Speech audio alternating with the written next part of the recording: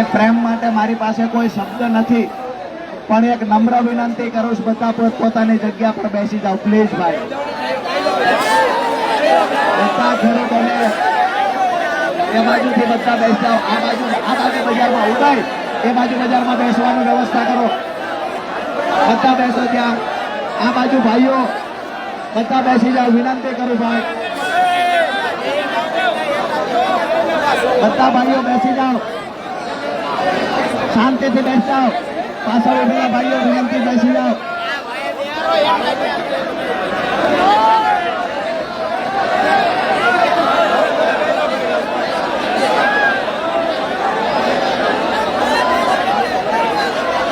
ભાઈ પ્લીઝ બેસી જાઓ. બધા બેસી જાઓ, વિનંતી છે.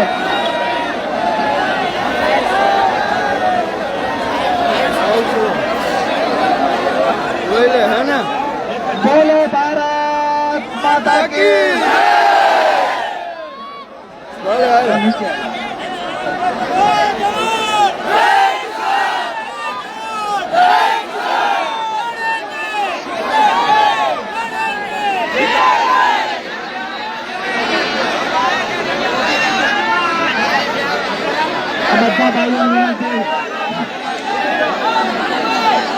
બધા ભાઈઓને વિનંતી છે, બધા બેસી જાઓ. આ બાજુ જે અંદર છે કોમ્પ્લેક્સ ની અંદર ભાઈઓને વિનંતી, બધા બેઠી જાઓ. આપણા મિત્રો એકદમ શાંતિ રાખવાની છે દોસ્તો.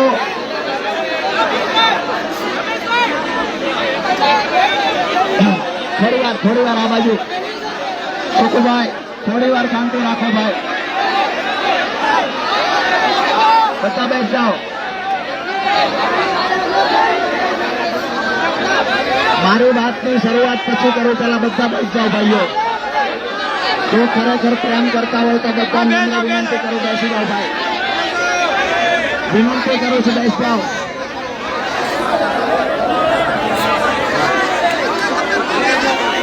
આ બાજુ દેખાતું નથી ભાઈઓ, બેસી જાઓ નીચે. આ બાજુ પેલા બહેન દેખાતું નથી. 2 નંબર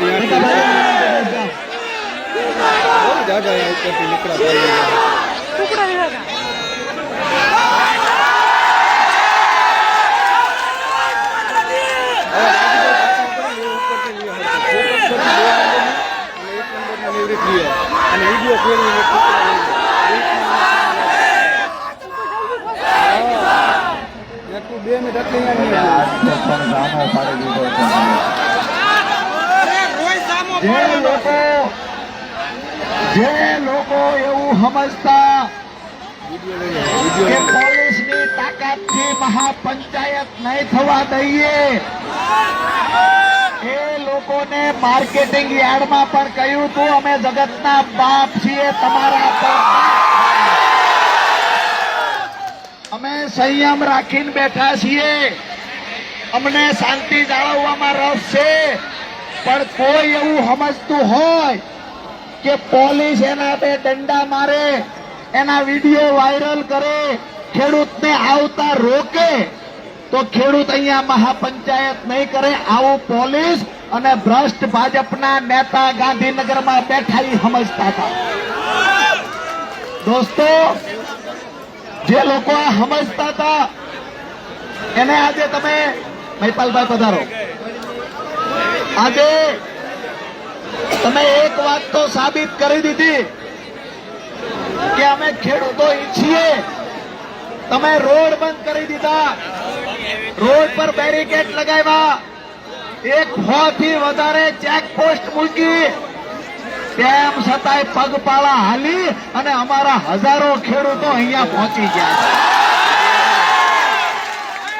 અહીંયા જે પૂછતા રહેજો, ક્યારુના સકરાવે સીડ્યા હતા, ક્યારુના સકરાવે સીડ્યા હતા. પરસોત્તમભાઈએ કહ્યું કે હવે આવી જાઓ. મેં કીધું લોકો તો કે રાજુભાઈ તમે ચોકમાં પગ મૂકો અને જો 30 સેકન્ડની અંદર બધી શેરીમાંથી ખેડૂતો ઉમટી ન પડે તો મને કહેજો. વિડીયો એનો સાક્ષી છે. અહીંયા મેં પગ મૂક્યો ત્યારે 20 લોકો હતા અને અડધી મિનિટની અંદર 2000 લોકો અહીંયા બોટાદમાંથી જે ક્રાંતિની મસાલ સળગી છે, આ મસાલ ગુજરાતના દરેક માર્કેટિંગ યાર્ડ સુધી પહોંચવાની છે દોસ્તો. ગઈકાલથી અન્નનો ત્યાગ કર્યો છે એટલે જે તાકાતથી બોલવું છે તાકાતથી બોલી નથી શકતો, પણ મારા ખેડૂતોને જોવું એટલે અંદરથી ભરાના પલ્લા છૂટે છે. નીચે નીચે રાખજો ભાઈ, નીચે રાખજો.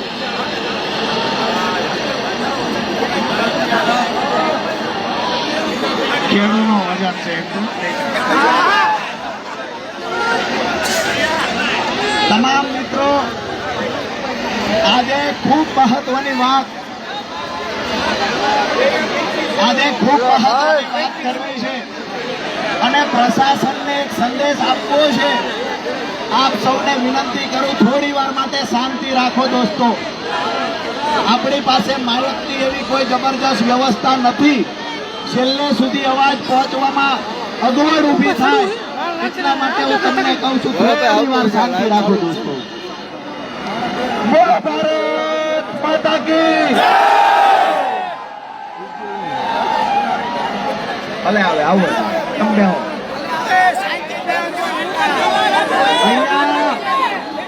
અહીંયા તમે બેઠા છો. હવે 3 જિલ્લાની પોલીસ ભેગી થઈ અને કીધું કે અમે હળદરમાં ખેડૂતોને મહાપંચાયત નહીં કરવા દઈએ. 3 જિલ્લાની પોલીસને સામો સંદેશ આપ્યો કે અમે ધારીએ ઈ કરીએ ખેડૂતના દીકરા.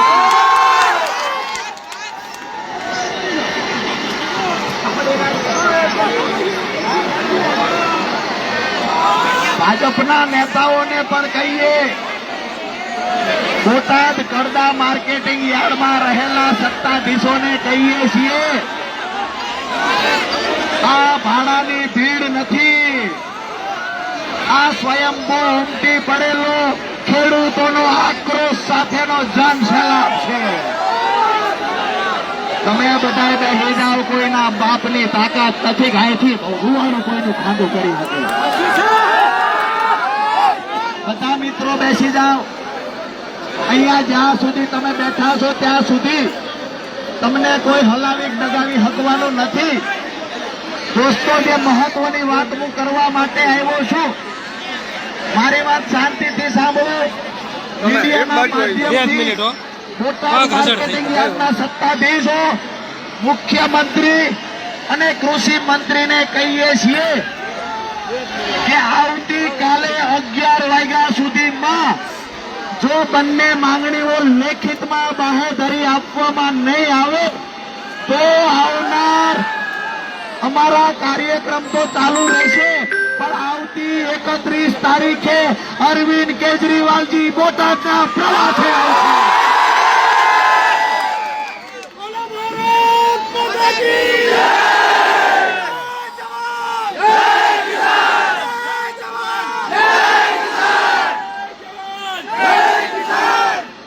બીજી એક મહત્વની વાત કે આવતીકાલ 11 વાગ્યા સુધીમાં લેખિત બાહેધરી ન મળે તો 31 તારીખે આખા ગુજરાતના ખેડૂતોને અહીંયા ભેગા તો કરીશું, પણ જે સિંઘમના દીકરાઓ આજ સવારના દંડા પછાડે છે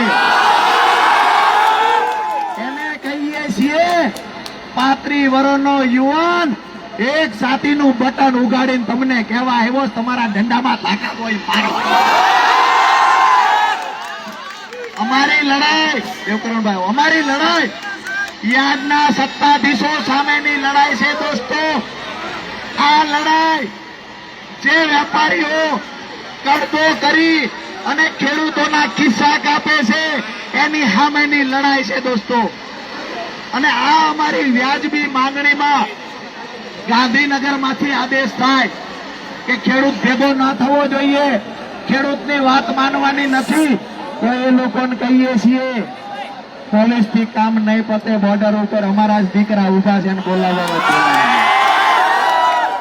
અમે કોઈને ઉશ્કેરવા નથી આવ્યા, અમે કોઈને ઉશ્કેરવા નથી આવ્યા, અમારા ગામડે આવીને જો અમારા જગતના બાપને નળિયું બદલવું હોય તો 20 વર્ષ લાગે છે એ આક્રોશ વ્યક્ત કરવા માટે. આ ગુજરાત અમારા બાપનું છે. આ માર્કેટિંગ યાર્ડની સંસ્થા અમારા બાપની છે. આ બધું અમારા બાપનું છે.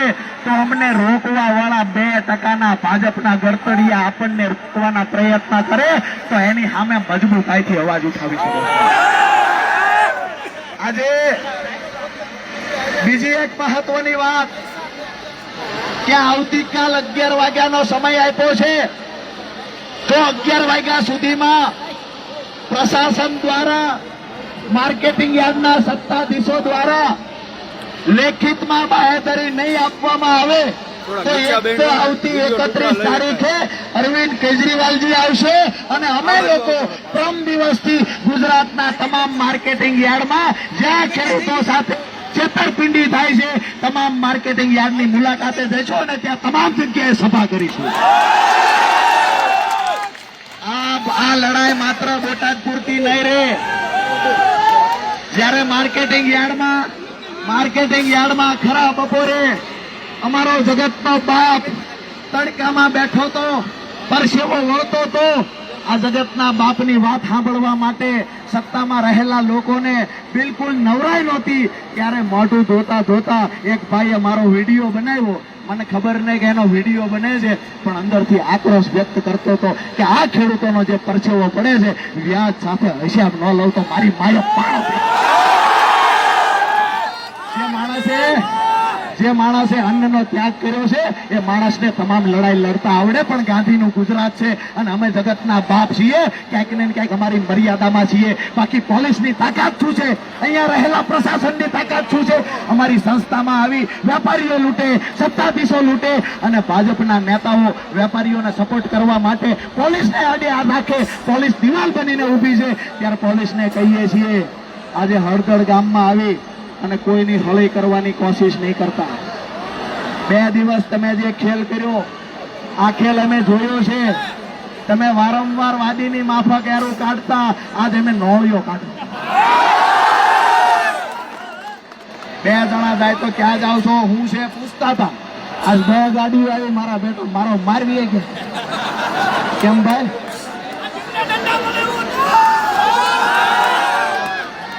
તમને વિનંતી એ પણ કરું દોસ્તો, ક્યાંક એવું બને 2 લુખ્ખા માણસો એ લોકો મૂકી દે, ક્યાંક કાકરી તાળો કરવાના પ્રયત્ન કરે તો આવા લોકોને આપણે પકડી લેવાના છે. આપણા વધુ કેમેરા ચાલુ રાખવાના છે. મહત્વની એક મારી જાહેરાત છેલ્લી કરી. તબિયત નાદુરસ્ત હોવાના નાતે ભાષણ કરાકર નહીં કરી શકું, લાંબુ નહીં ચલાવી શકું, પણ એક વાત દાવા સાથે કહું છું, પરિણામ નહીં મળે ત્યાં સુધી રાજુ કરપડાના ખોળિયામાંથી પ્રાણ જવાના નથી. ગઈકાલે પ્રતિજ્ઞા કરી હતી, અન્નનો ત્યાગ કર્યો ત્યારે એક મહાપંચાયત નહીં થાય ત્યાં સુધી એક દાણો મોઢામાં નહીં નાખું. આજે મારા ખેડૂતોએ મહાપંચાયત કરી બતાવી દીધી.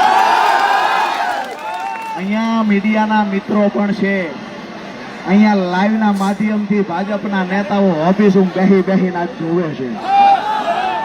ક્યાંક ને ક્યાંક જે લોકો સમજતા કે બસ અહીંથી પોલીસને મોકલો, હટાવી દો, વાત પૂરી થઈ જાય, એને કહીએ છીએ કે તમે ખૂબ ખોટા વચનો આપ્યા. આજે પત્રકાર મિત્રોને બોલાવી અને યાર્ડના ચેરમેને પ્રેસ કોન્ફરન્સ કરી અને જે 1 અઠવાડિયાથી કેસેટ વગાડતા એના એ કેસેટ ફાડીને ઉગાડી. ખેડૂતો સાથે સુખદ સમાધાન થઈ ગયું છે. આવું કહ્યું. આપણે પત્રકારોએ પૂછ્યું શું થયું, તો કે યાર્ડનો કડદો યાર્ડમાં હવે જે ખેડૂત આવે એનો કડદો નહીં થાય અને જો કડદો કોઈ વેપારી કરે તો અમારો ઇન્સ્પેક્ટર ત્યાં જશે, એના પર ખરેખર સાચું શું છે એ તપાસ કરશે. હવે તમારા ઇન્સ્પેક્ટર ચોર છે, તમારા વેપારી ચોર, ઇન્સ્પેક્ટર ચોર, સત્તાધીશો ચોર, કમિશન એજન્ટો પણ. આજે દુઃખ સાથે કહું છું, મારી માવડીઓ અહીંયા બેઠી છે. એક વખત એને આવીને પૂછો ખરા જેલમાં ત્યાંથી સમજણા થયા ત્યારથી રાજથી કામ કરે, ત્યાંમાંથી બહાર નથી નીકળ્યું. આ પીડા એક ખેડૂતના દીકરા તરીકે થવી જોઈએ દોસ્તો. જેટલું જીવશું એટલું, 35 વર્ષ થયા છે, હવે જેટલું જીવાય એટલું જીવશું. પણ એક વાત દાવા સાથે કહું છું, આવનાર 5 પેઢી યાદ કરે ને એવું જીવન જીવીને જવાનું છે. અહીંયા આપણે બધાએ બેસી રહેવાનું છે. લાઈવ સોશિયલ મીડિયાના માધ્યમથી જેટલા લોકો આજે સાંભળતા હોય, જોતા હોય, એને વિનંતી કરીએ છીએ કે હળદળ ગામની અંદર કિસાન મહાપંચાયત ચાલુ થઈ ગઈ છે. આ પંચાયત અહીંયા ને અહીંયા બેહારી રાખવાના જ લોકોને, અને જેમ બને એમ આજુબાજુના ગામડામાં ફસાયેલા લોકોને કહીએ છીએ કે આવી જાઓ, હળદળ આવી જાઓ. આમ નજર કરો છો, બજારો ભરી ભરીને લોકો આવે છે. આ બાજુ નજર કરો, બજારો ભરી ભરીને લોકો આવે છે. પેલા બોલેરા વાળા, ડબ્બા વાળા હવારના લોકોને ગોતતા એને કહીએ આ લોકો રહ્યા. ખેડૂત દોસ્તો, અહીંયા આવીને કોઈ પણ વ્યક્તિ લાકડી પછાડવાની કોશિશ કરે, આપણે ઊભું થવાનું નથી.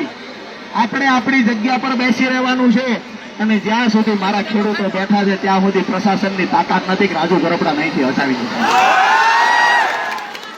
મારી 2 જાહેરાત હતી મહત્વની, એ જાહેરાત મેં કરી દીધી. આવતીકાલ 11 વાગ્યા સુધીનો આપણે સમય આપ્યો છે. આવતીકાલ 11 વાગ્યા સુધીમાં પરિણામ મળે તો ઠીક છે, નહીતર અમે ખેડૂતની રીતો છીએ. છેલ્લી વાત એ પણ કરી દઉં કે હળદળ ગામમાં તો હું આવ્યો, પણ આ ગામની જે મેં ખરેખર આ ગામના એક યુવાનની હોશિયારી જોઈ, મને એવું લાગ્યું જ્યારે પોલીસ ગોતતી હોય ત્યારે પ્રવીણભાઈ હળદળમાં આવશે. ઓલી બાજુથી સમાચાર મળ્યા, હું બેઠો તો સમાચાર મળ્યા એ કે ગાડી 2 આવે છે પોલીસની. તો એક ભાઈ મને પકડીને કે બેસી જાઓ મોટરસાયકલ. હું બેઠો ને એમને મારા આવડો કપા એમાં મોટરસાયકલ. એક હાથમાં એ ભાઈને ફોન, આવી રીતે કપામાં મોટરસાયકલ, છતાંય જવા દીધું. સામે જઈ અને બહાર દીધા. ફરતા આખા ગામ ફરતા છોકરા ઉભા રાખી દીધા. પોલીસને નહોતી ખબર કે અમે ક્યાં જ, પણ પોલીસ ક્યાં ક્યાં છે ને અમારા ખેડૂતોને ખબર હતી. કેટલા એને એવું હતું કે કાળી ગાડી લઈને જાવી, સિવિલ ડ્રેસ પહેરીને જાવી તો નહીં ઓળખે. અમારા ખેડૂતે તો સિવિલ ડ્રેસમાં એમની વાડું જોઈને કહી દીધું કે આ ગામની મને ખરેખર અંદરથી એટલો ઉત્સાહ છે કે આ ગામની મુલાકાતે ખરેખર આમ આદમી પાર્ટીના તમામ નેતાઓએ આવવું છે. અને આજે જે અમને પોલીસની આ સુરેન્દ્રનગર મારા ઘરની બહાર ઉભી છે ગઈકાલથી, આજે 3 વાગે અકળાણા કે આ બહાર નો નીકળ્યો કેમ?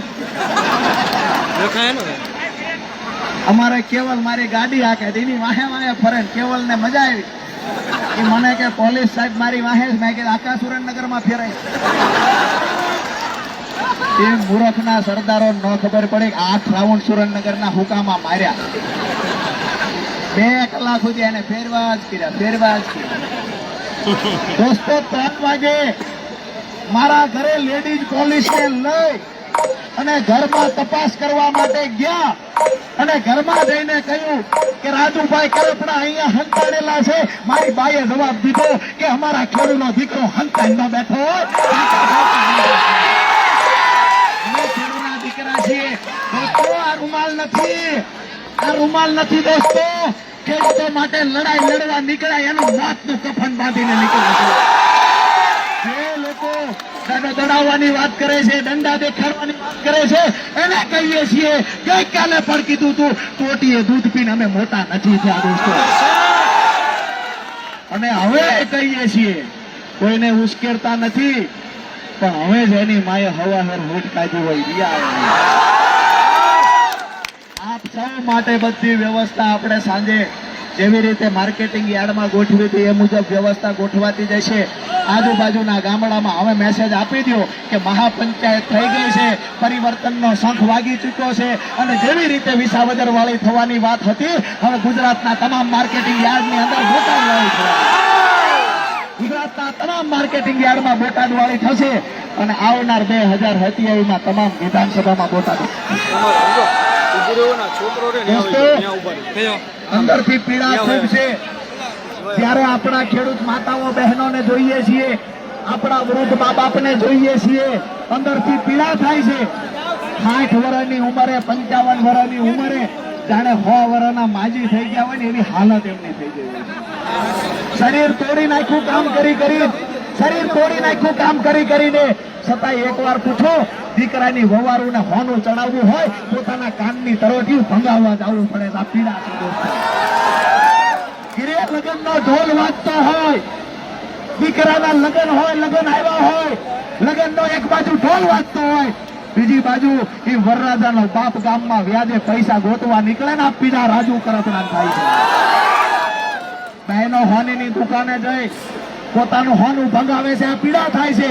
અને આ તમામ પીડાઓનો એક જ રસ્તો છે કે યાદના સત્તાધીશો જે ખેડૂતોને લૂંટે છે એને અહીંયાથી દૂર કરવા અને આવનાર સમયની અંદર તમામ વિધાનસભાઓની અંદર, તાલુકા જિલ્લા પંચાયતની અંદર બોટાદવાળી કરવાનો સમય પાકી ગયો છે દોસ્તો. વધારે વિશેષ કઈ વાત નથી કરવી, પણ આજે અહીંયા ઉપસ્થિત તમામ ખેડૂત ભાઈઓનો